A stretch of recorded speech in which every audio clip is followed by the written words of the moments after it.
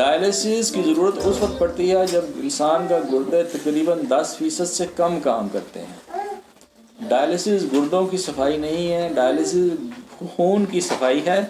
जिस शख्स को डायलिसिस की ज़रूरत है, अगर वो डायलिसिस नहीं करवाता तो फिर मौत यकीनी है